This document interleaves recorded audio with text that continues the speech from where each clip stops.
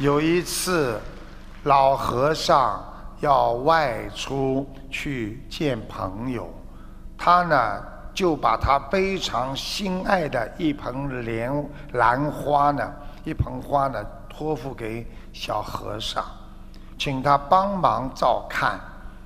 小和尚知道老和尚一直非常呵护用心的照看的这一盆兰花，他看见兰花茁壮的成长，让小和尚看，小和尚当然不敢怠慢。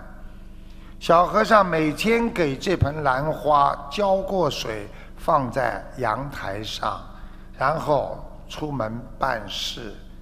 因为老和尚出去很多天，有一天突然降暴雨，狂风把兰花打翻砸烂了。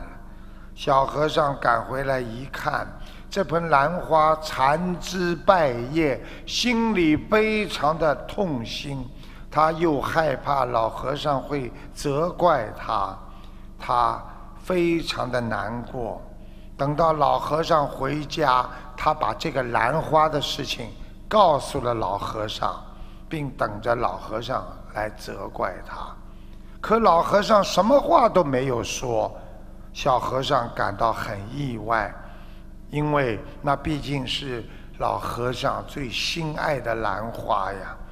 老和尚淡淡一笑，说道：“我养兰花不是为了生气的。”简单的一句话，道出了一种豁达的人生态度。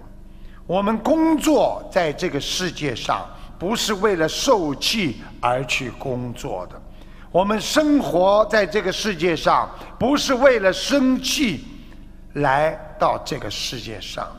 我们用心付出的东西，一旦呢无法挽回，我们不要去怨什么，也不要去后悔什么，只要懂得拥有的时候好好的珍惜，失去的时候坦然处之，无愧于自己的心就好了。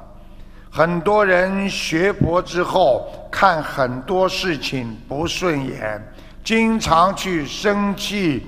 记住了，学佛不是为了生气而来学佛的。